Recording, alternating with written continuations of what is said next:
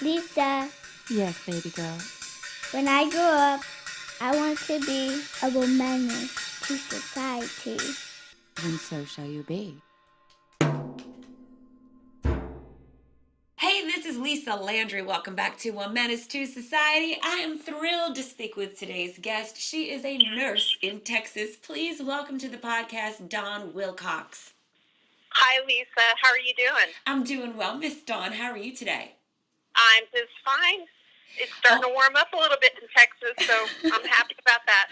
That's exciting. That's good, because when I think Texas, I think warmth and barbecue and Yes. boots and beer and guns. That's right. A And lot of cowboys. good stuff. Yeah.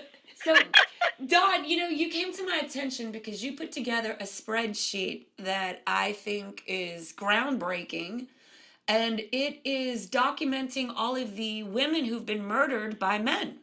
Yes, in Not all. 2018 specifically. Although I do have other spreadsheets kind of down the pipeline, and eventually my goal, probably when I'm retired someday, is to document all the women that I can find, maybe even going back to like the 50s. Oh, good So Lord. I keep That's a folder. lot of work. It is. Now, It is, yeah. what drew you to the idea of putting together a spreadsheet to document women who've been killed by male relatives, husbands, boyfriends, tenants, neighbors, bosses? Well, a couple of things, I guess the impetus was sort of being stated that this issue seems to be invisible, maybe because we hear about it so much that we've become numb to it, or because we get the information from so many different sources, that I thought it would be a good idea to put it all in one place in a spreadsheet where you could kind of scroll down. And in that way, I think it really makes an impact when you're scrolling and looking at actual pictures of these women and their names, and you see that they're represented by every ethnicity, race, income level, and occupation. And you're scrolling and you see that, wow, I haven't even left January yet. I'm still in January, and there's just so many. Specifically, back in probably like early 2016 or so, there was an incident with, like, Cecil the lion was killed in 2015, and I think a gorilla was killed at the Cincinnati Zoo in 2016. And I love animals. I'm a huge animal, advocate. I was upset by it too, but I noticed that on social media that the same level of outrage was never there for women. And I kind of took some cues from Black Lives Matter, which, I really respect.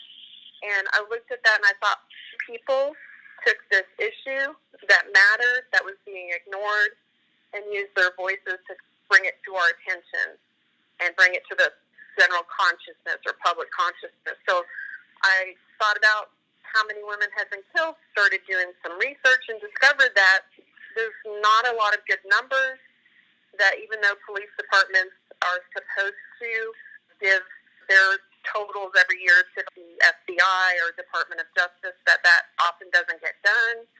I didn't know that. So the police departments are supposed to give numbers over to FBI, and they just don't give them to them? Yeah. Not all of them. I don't know if there's just no accountability.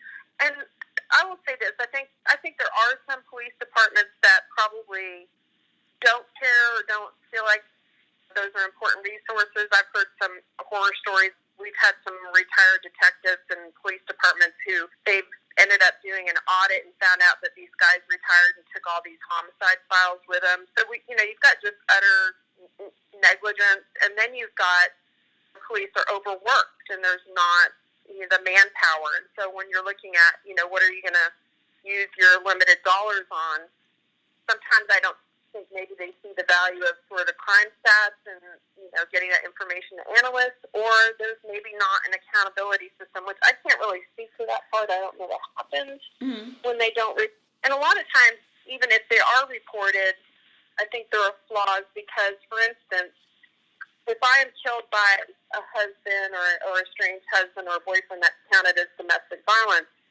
But then there are a lot of women who look at sort of outward from a core, a center of intimate partner violence, which is, when a current or former partner kills you, and you move sort of outward, then you've got grandsons, grandfathers, sons, uncles, cousins, brothers, and, I would argue that's still domestic violence, but I'm not so sure that that's actually counted in. So one number that you'll often see is like 3 women a day are killed, and that's not what I'm finding. If you count intimate partner violence along with other known and trusted family members, the numbers are way higher.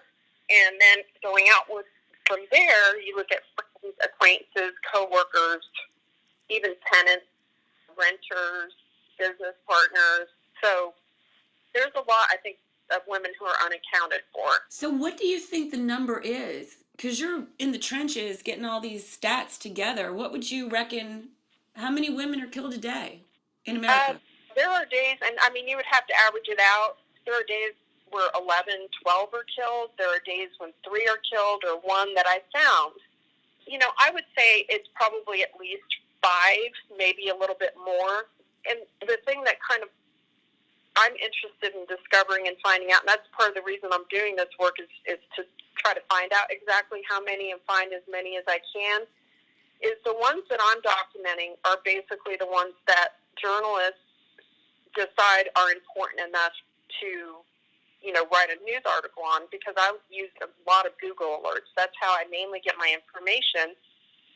So you've got that barrier to, if a journalist knows about it, if they feel it's newsworthy and they can report on it, okay, so those are the most apparent women who are very easy to find. And then in doing my research, I found many women have been found, their bodies have been discovered, their cause of death is some sort of homicidal violence, but a suspect has not been identified. And we know that in 99.999% of cases, that suspect will be a male. And so I can't add those women to my list because there's not a known male suspect, but they're out there. And then there are the women who have been murdered who are buried somewhere in a ditch somewhere, in the woods somewhere. Their bodies were disposed of, and they have not been found, and maybe they have or have not been reported missing. And so there's another layer of women that are not going on my list because we either don't know that they're dead, so they're not declared dead, they're just declared missing. If you look at cold cases, there was just one the other day that I read about with a woman who in 1964, her husband just told family, hey, she just took off and left me and blah, blah, blah. So she was never reported missing, not even by family members, from what I understand. They just bought his story that she just took off.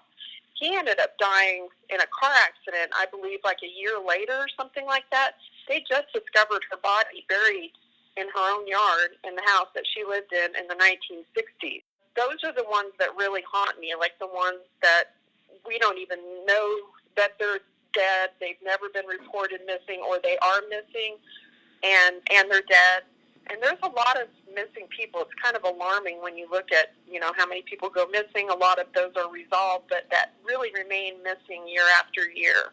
Yeah, I want to ask you about that. I know that there's a huge crisis with indigenous women going missing. They just disappear, or they're murdered or trafficked, and these numbers don't come to anybody's attention. That's exactly right. There is actually a woman who I know on Facebook who, as part of her doctorate, is doing a lot of work with missing and murdered indigenous women, and her name is Anita Lucchesi. I hope I'm saying that correctly, but she's phenomenal. She's brought a lot of attention, along with other indigenous women, to this issue. And one thing that I found that was very alarming to me is, if you look at my list, obviously there's going to be more white women in sheer numbers because white women make up more of the population. But if you look at percentages, Black women, women of color are disproportionately affected by both domestic violence and domestic violence homicide or femicide. And then when I would look for indigenous women, and I've added a column for like their tribe on my spreadsheet to try to get as much information as I can, I really had a hard time finding indigenous women both reported on a lot of alerts. I didn't get any information, and so I've talked to her about, making sure that I can get my spreadsheet up to date with those women, because I think it's vitally important. They have been just horrifically ignored, just like it's a matter of fact that it's like an open secret that these women are being killed. And, I don't really know. I'm not an expert in that area to really speak to the reasons why, somebody else would have to probably speak to that. But I imagine some of it is the overall devaluing of indigenous women's lives, and also some of the legality of dealing with tribal jurisdictions and the FBI and what we can know and what we can't know. So I know that information is being gathered by many women who work in that area, and I'm very interested to see what they come up with. Do you think that some of this research has taken place because so many women are getting involved in social science and getting into the law fields and police work more than ever before? Is that what's changing things? Absolutely. I really do. I think that, I do think social media can have its, ills, but I think women can talk to other women in ways we never could before all across the globe, and really share our stories in a way that we see that while it affects us differently due to differences in race and class and poverty and all those kind of things, that we do have a common set of experiences when it comes to male violence. So I think there's that awareness. I think that women are kind of getting fed up. And I do absolutely feel that women going into these areas is essential in combating violence against women, passing laws that demand that we as citizens have our lives taken seriously, that rape victims, sexual assault victims, domestic violence victims are treated with dignity and respect and receive justice. One woman I think of who is just like my hero, and I wish I could remember her name off the top of my tongue, is the black female DA in Detroit who went in, and she's in a documentary about rape kits and the rape kit backlog. And as you can imagine, in Detroit, most female rape victims are also black. And she went into this warehouse where they were storing rape kits for decades, and there's holes in the roof, and there's pigeons flying in and pooping all over everything. And that to me is just like symbolic of the way that those women were felt about. It was just horrific. And she said, this is not going to stand. She made changes, major changes. And when they ran a lot of those rape kits, they got hits where men were serial rapists. So if those kits had been processed in a timely manner, that man would not have been on the streets to victimize other women. I don't think our system cares how many kids are molested, women get raped, men get raped and molested. I don't think anybody really wants to stop it who can stop it. I think it's people like you, activists, people who are forward thinkers, people who are survivors want this changed. But I don't think the average judge gives a fuck. I really, truly don't. That's a very interesting point, because I do feel like what I'm doing, first of all, couldn't have been done prior to the internet. And also Google has had some problems with the ways that they, I don't know if they invest or whatever, but so Google's not perfect, but it has enabled me to be able to search for news stories about women, where in the past, I would have had to get in my car and drive to individual libraries and look at film or whatever. So that has really changed the equation. And the other thing is that this isn't something that I would ever want to see like the government doing, because exactly for the reasons you say, I don't think that they really care. I care. And I think a lot of grassroots women and people who care about this issue care. I want to find every frickin' woman who was killed by a man in 2018, and I want them on my list, period. And when you talk about caring and who's going to change this, if you look at in the background of things like the Amber Alert or things like the Missing and Exploited Children organization and website, a lot of those organizations were started by people who cared about the issue because they were personally affected by it. the Amber Alert was started by the parents of Amber Hagerman, who was abducted and killed at a park in Plano, actually where I live, and I used to take my daughter there around that same time, and she was murdered there, and look how that changed with the Amber Alert. I'm sure you get them on your phone, I get them on my phone, and then also after the sex offender registries, I think that was started by, if I remember correctly, by Mark Klaas and Polly Klaas's mom, and Polly Klaas was a girl who was abducted and murdered, and that sex offender registry stuff was enacted into law in every state.